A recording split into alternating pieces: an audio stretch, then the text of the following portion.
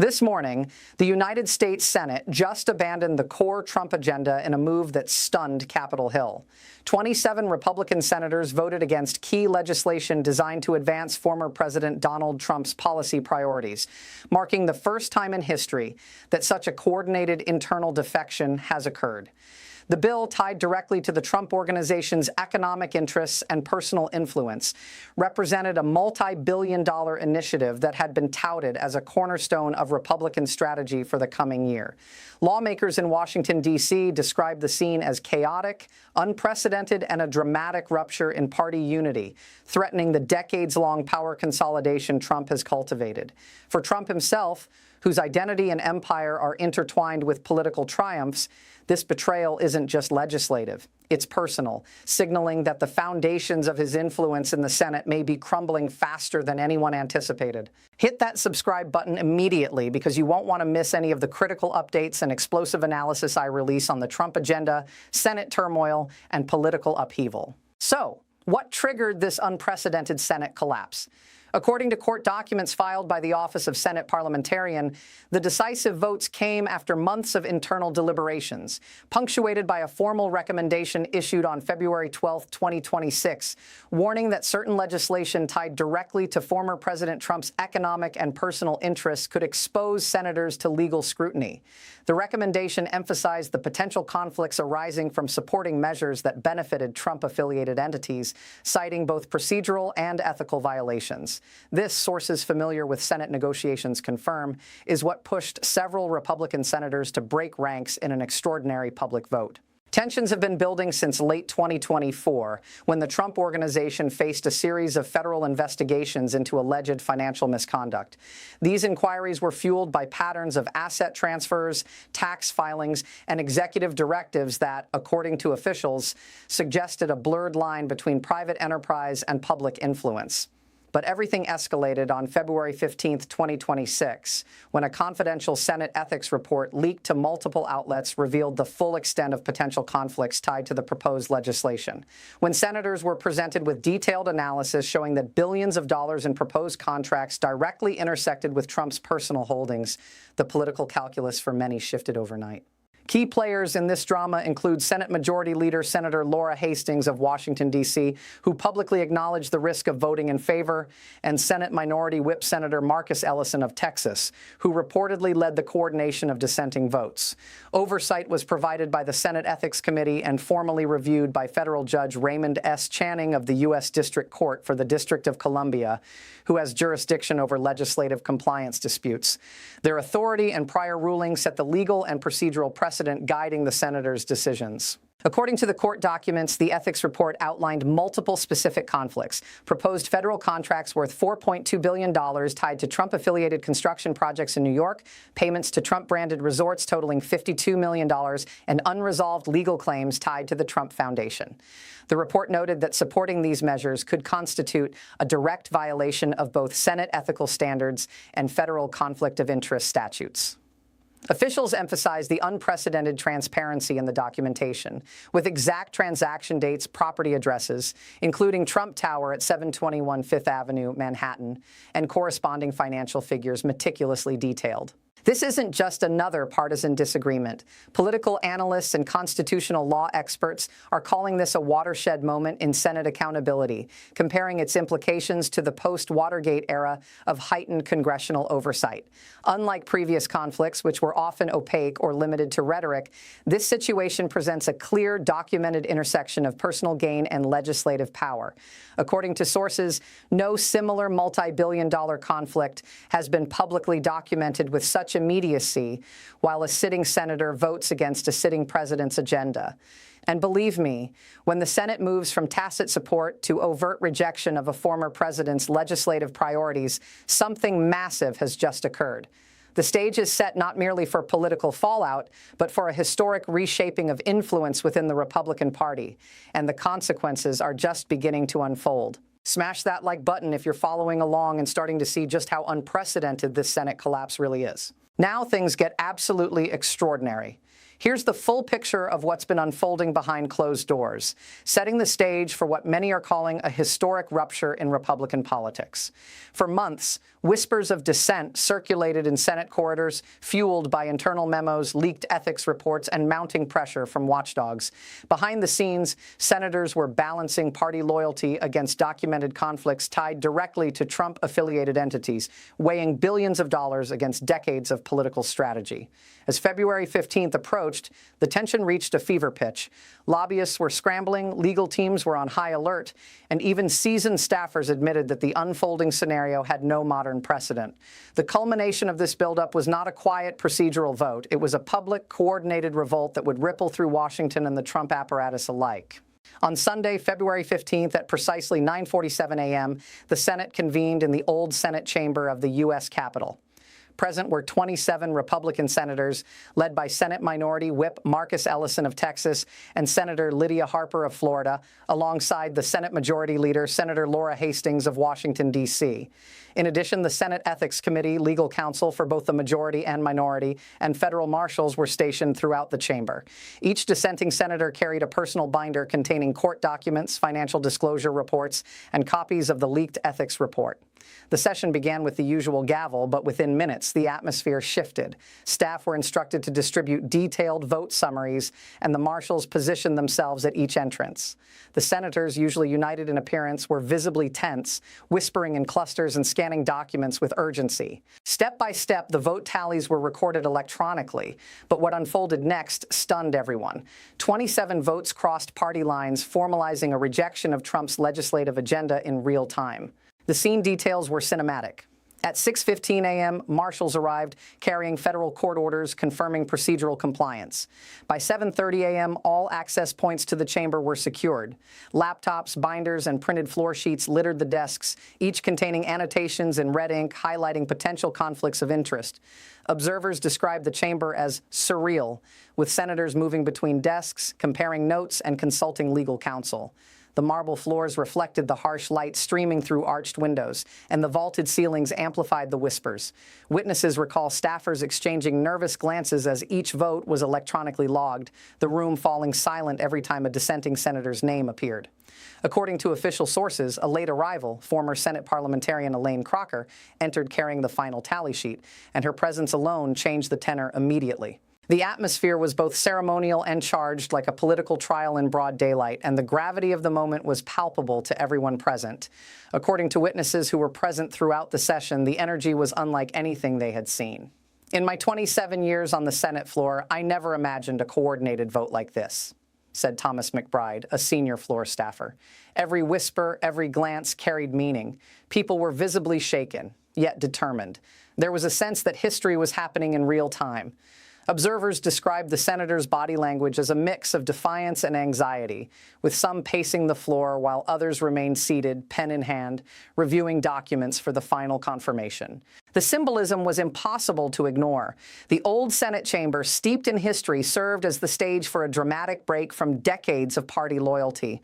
The senators' coordinated dissent against the Trump agenda represented more than legislative decision-making. It was a public repudiation of the intertwining of personal enterprise with political power. That room, where countless historic bills were debated and passed, now hosted a moment where institutional authority, legal accountability, and personal conscience converged. That's when it became clear this isn't just another political disagreement. This is a statement that no individual, even one as powerful as Trump, is immune from the collective judgment of legislative governance. The bombshell moment came when Senate Majority Leader Laura Hastings stepped to the podium to officially announce the tally. Her voice, steady but unmistakably firm, cut through the chamber. The Senate has completed the vote. 27 Republican senators have voted against the legislation in question.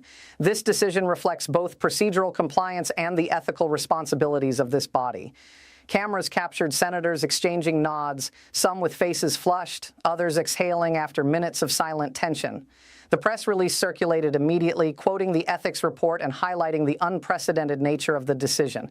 The impact was immediate. Lobbyists scrambled. News outlets called the event historic. And the Trump political network faced the stark reality that legislative support could no longer be assumed. It was the point of no return, a moment that will define Republican Party dynamics and Trump's political trajectory for years to come. Drop a comment right now with your thoughts on this unprecedented Senate revolt. I read every single one and want to hear your perspective. This isn't the first time high-profile figures have faced pushback for attempting to leverage power for personal gain. Think back to 2001, when Enron executives tried to obscure billions in off-balance sheet liabilities. CEO Kenneth Lay and CFO Jeffrey Skilling manipulated financial statements to maintain stock prices and personal wealth. Federal regulators and the SEC investigated, eventually filing criminal charges. The result was the collapse of Enron, convictions for key executives, and a reshaping of corporate accountability standards. The lesson is clear. Even influential leaders cannot evade oversight indefinitely, and attempts to circumvent systemic rules invite catastrophic consequences. A second example comes from 2009 with the Bernard Madoff Ponzi scheme. Madoff, operating one of the largest frauds in financial history, estimated at $65 billion in losses, used his reputation to delay scrutiny and mislead investors. When authorities finally intervened, Madoff was arrested, sentenced to 150 years, and the SEC faced intense scrutiny for failing to act sooner. This case illustrates that no matter how well a powerful figure cultivates influence, documented evidence and coordinated enforcement will eventually hold them accountable. A third precedent is drawn from organized crime prosecutions in the 1980s and 1990s. Mob leaders like John Gotti attempted to evade convictions through intimidation and procedural loopholes. Federal prosecutors, using RICO statutes and meticulous surveillance, systematically dismantled entire criminal networks. These cases highlight a broader pattern. Institutions eventually enforce the law even against entrenched, well-connected networks. When evidence is clear and decisive action is coordinated. Now, however, the current Senate revolt against Trump's agenda is different. For the first time in history, multiple sitting senators publicly voted against a former president's direct economic interests while under full procedural scrutiny, with billions of dollars at stake. The scale and transparency of this action make it unprecedented, but the pattern is clear. Powerful actors pushing personal or financial agendas against institutional rules consistently face consequences, whether in business, organized crime, or politics. When prominent figures refuse to comply with ethical and legal standards, courts and oversight bodies eventually enforce accountability. Regardless of wealth, political status, or influence, history shows that coordinated institutional action, supported by clear documentation, will disrupt even the most entrenched power structures. This Senate action fits squarely within that historical continuum, but with stakes and visibility that few prior cases have ever matched. Subscribe immediately if you haven't yet. You won't find this level of in-depth political analysis and breaking Senate updates anywhere else. This content is completely unique. Legal and political analysts are calling this Senate revolt a historic assertion of institutional authority. Constitutional law scholar Professor Danielle Moreno, professor of law at Georgetown University and former clerk for the D.C. Circuit Court, told MSNBC that what we are witnessing is a textbook demonstration of separation of powers in action. Senators are not merely opposing a former president. They are upholding the ethical and procedural obligations that protect the integrity of the legislative process. Moreno explained that the careful documentation of conflicts, coupled with the coordinated votes, sets a precedent that is both rare and necessary, ensuring that personal influence does not override institutional responsibility. Her expertise underscores the gravity of the procedural and constitutional implications, particularly given the multi-billion-dollar interests tied to Trump-affiliated enterprises. Former federal prosecutor Marcus Elwood, who served as deputy U.S. attorney for the Southern District of New York, emphasized a legal dimension on Bloomberg. From a prosecutorial standpoint, what's remarkable here is the Senate's preemptive mitigation, Elwood told Bloomberg. By voting against legislation that could create conflicts of interest, senators are effectively insulating themselves and the institution from potential legal exposure. The coordination and transparency are extraordinary. He added that the move signals to investigators and the public alike that accountability is not optional, even when billions of dollars in political legacies are involved. Elwood's perspective highlights how law enforcement and legislative ethics intersect, reinforcing the stakes for both the former president and the party. Policy expert and former White House legislative director Ann Cavendish offered a strategic lens during a CNN interview. "This is not just an ethical or legal matter, it's a seismic political calculation," Cavendish told CNN. She explained that the vote reveals fractures in party loyalty that could have long-term ramifications for leadership, committee control, and the 2026 election cycle. Cavendish emphasized that the senator's public dissent is a signal to lobbyists, voters, and other political actors that institutional allegiance now outweighs personal or partisan ties. Her analysis provides a critical perspective on the broader systemic consequences beyond immediate legal concerns. Even Senator Robert Langley, a longtime defender of Trump-aligned policies, acknowledged the seriousness of the vote. Langley, who has consistently supported the former president's initiatives, told the Washington Post that this is not a partisan stunt. What happened in the chamber today was the Senate acting responsibly. The ethical and procedural issues were clear, and these senators made the right call. His statement is particularly striking because it validates the action from a traditionally supportive voice, confirming that the significance of the revolt transcends political allegiances. Taken together, these expert perspectives affirm that the Senate's decision is unprecedented, constitutionally grounded, legally sound, and politically consequential, a rare convergence of authority, evidence, and institutional courage. Do me a favor and smash that like button because it really helps this video reach more viewers and ensures you stay updated on unfolding political events. So let's break down what this means. Immediate personal impact. First, the immediate financial impact on former President Trump is staggering. The Senate's refusal to advance legislation tied to Trump-affiliated contracts directly affects billions in potential revenue. Trump-branded resorts and properties, including the Mar-a-Lago estate in Palm Beach, Florida, valued at roughly $250 million, faced delayed federal contracts and lost revenue streams projected at $52 million this fiscal quarter alone. Additionally, construction projects connected to Trump Tower in Manhattan, estimated at $1.1 billion in potential government-backed contracts, are now effectively stalled. Forced withdrawal of these contracts or legislative inaction could reduce expected cash flow by 30–40% over the next year, jeopardizing both liquidity and operational projections. According to financial analysts familiar with Trump's portfolio, this represents the most concentrated immediate financial setback for the former president in over a decade, with cascading effects on loan obligations, investor confidence, and tax planning. The timeline is immediate. Expected payments due in Q1 and Q2 2026 are now in question, and contractual penalties could compound these losses. Business reputational impact. Second, the consequences for Trump's business empire and public brand are severe. For decades, Trump cultivated an image of untouchable influence, linking political clout with commercial success. Losing multi-billion-dollar contracts and seeing senators openly reject his legislative priorities chips away at that identity. Every business partner, lender, and potential investor now sees a leader whose political and financial influence can be blocked by coordinated institutional action. The reputational damage is amplified because it's public, documented, and irreversible in the short term. High-profile partners in real estate, hospitality, and licensing are already recalibrating risk assessments, while competitors are seizing the narrative to highlight Trump's reduced leverage. Analysts note that long-term brand erosion could affect future ventures, particularly in international markets, where perceived political risk translates directly into financing difficulty. Essentially, what was once a narrative of dominance and political synergy now looks fractured and uncertain, undermining decades of cultivated prestige. Political systemic impact. Finally, the broader political implications are profound. The Senate's unprecedented defection sends shockwaves across the Republican Party and the larger political ecosystem. Trump's campaign messaging has long emphasized party loyalty, legislative influence, and the ability to deliver results to supporters.